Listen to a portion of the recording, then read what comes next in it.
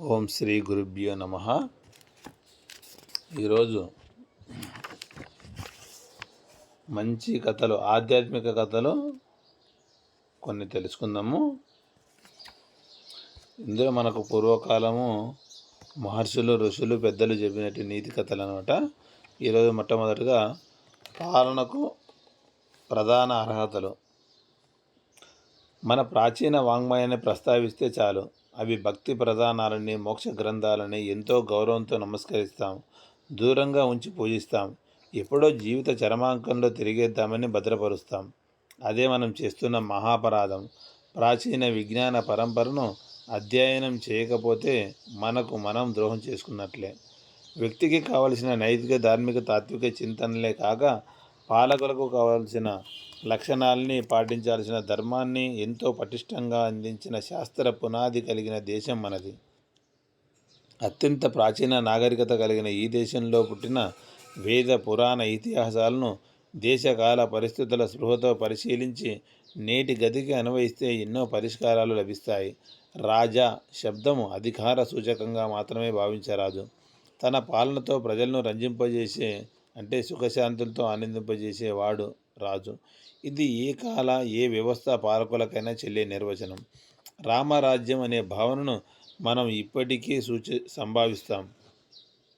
ఇది మత శబ్దం కాదు, పాలనాపరమైన పూర్ణత్వ సంకేతం.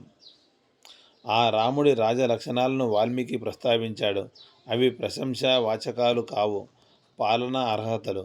ప్రాచీన వాంగ్మయమంతా పరిశీలించి రాజనీతి సూత్రాలను ఏచి పేర్చితే లభించే అపార రత్న రాశిలో కొన్ని. పాలకుడు ప్రశాంతంగా ఉండాలి. శాంతమైన మనసున్న రాజే శాంతిని సాధించగలడు. ఉద్రేకము, ఆవేశము, వీటితో తీసుకునే నిర్ణయాలు, ఆలోచనలు ప్రమాదకారకాలు. రెండవది దీర్ఘదర్శనము, మరో అర్హత. తత్కాల దృష్టి కాక దీర్ఘకాలంలో ప్రమాదం రాకుండా జాగ్రత్త పడాలి. ఇప్పుడు తీసుకున్న నిర్ణయము ఇప్పటికి బాగున్నా రానున్న కాలంలో విపత్తికి దారి తీయకూడదు. ఉదాహరణకు, ఎన్నో తటాకాలను పూడ్చి భవనాదులు నిర్మించి ఇప్పటి నివాస సమస్యను పరిష్కరించామనుకుంటే జల వనరుల సమస్యను అలక్ష్యం చేసి భవితలో కరువుకు కారణమవుతాం. మూడవది శుచి, ముఖ్య లక్షణం. అర్ధ శౌచమే శుచి అని మను ప్రస్తావించాడు. అంటే సంపాదనలో పవిత్రత అన్నిటికన్నా శౌచం. ఈ శౌచం లేనివాడు పాలనకు అర్హుడు కాదు. పాలకుడితో సమానమైన మించిన మేధ మంత్రులు ఉండాలి. కీలక నిర్ణయాలు తీసుకునే బాధ్యత ఉన్నది కనుక మంత్రులను బహువిధాలా పరీక్షించి నియమించాలి. విద్య, నిజాయితీ, తన రాజ్య స్వభావ సంస్కృతుల అవగాహన, దుర్వచనాలు పలుకకపోవడము, వ్యసనాలు లేకపోవడము, అర్ధకామాల కన్నా ధర్మానికి ప్రాధాన్యం ఇవ్వడము పాలకులకి, పాలనా వ్యవస్థలోని వారికి అర్హతలు. శాంతి కాముకతతో పాటు ఆత్మరక్షణకు సర్వాయుధ సంపత్తిని కలిగి ఉండటము, వీరత్వాన్ని సమీకరించడము ఆవశ్యక ధర్మాలు. జితేంద్రియత్వము పాలకుడికి ప్రధాన అర్హత. అధికారము, బలగము, సంపద, వ్యామోహాలకు అవకాశమిచ్చే పరిస్థితులు అనివార్యంగా పాలకుల చుట్టూ ఉంటాయి. వాటికి లొంగని ఇంద్రియ నిగ్రహం పాలకులకు అవసరం. ఈ ఆత్మజ్ఞానము, నిగ్రహము సన్యాసుల లక్షణాలుగా భావిస్తాం. కానీ సన్యాసి కన్నా అధికంగా రాజుకు ఉండాలి. అప్పుడే పాలకుల చరిత్రలో అవినీతి చోటు చేసుకోదు. ఈ తాత్విక చింతన పాలకులకు అవసరం.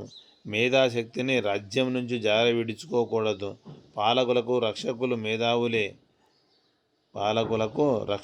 మేధావులే. వారిని అవమానించడం, అవకాశాలను కల్పించకపోవడం అపరాధం. నిరపరాధిని పొరపాటున కూడా శిక్షించకుండా జాగ్రత్త పడాలి. అపరాధిని ఏమాత్రం విడవకూడదు. అతి నిద్ర, హింస ప్రవృత్తిని చాటే వేట వంటి వ్యసనాలు, వినోద కాలక్షేపాలు వర్జనీయాలు. ఉత్తమ నిష్కలంక చరిత్ర అత్యంత ప్రధానం. ఇలా రాజనీతి శాస్త్రం చాలా వివరించింది. వాటికి ఉదాహరణప్రాయంగా రామాయణ, భారతాది గ్రంథాలు పాత్రల ద్వారా పలు విధాలుగా ఉపదేశాలు అందించాయి. నాటి వ్యవస్థలో అనువంశికత ఉన్న అది పాలనార్హతలో పావు భాగమో సగభాగమో మాత్రమే. మిగిలిన పై లక్షణాలు సమర్థతలో ఉన్నప్పుడే వాడు పాలకుడవుతాడని విధానం. దీనికి ఉదాహరణగా ప్రజాకంటకుడైన వేణుని నిర్దాక్షిణ్యంగా శిక్షించిన మేధావులు మరో సమర్థుడికి పాలనను అప్పజెప్పడం పురాణాల్లో గోచరిస్తుంది. పాలకుడికి ప్రజలే శరీరం, ఈ శరీరానికి ఆత్మ పాలకుడు అని మహాభారతం సృష్టీకరించింది. ఈ ఒక్క వాక్యంలోనే అన్ని లక్షణాలు దాగి ఉన్నాయి. ఈ శాశ్వత సనాతన ధర్మ సంపుటిని నేటి విద్యాలయాలు, ప్రజలు, ప్రభుత్వ నిర్మాణం చేయాలనే ఆసక్తితో ఉరకలు వేసే నాయకాగ్రణులు త్రికరణ శుద్ధిగా పరిశీలించి పాటించే ప్రయత్నం చేస్తే ఉజ్వల భవితవ్యంతో దేశం ప్రకాశించడం తథ్యం. అలాంటి చక్కని కాలాన్ని ఆశిద్దాం. నమస్కారం. సోహం.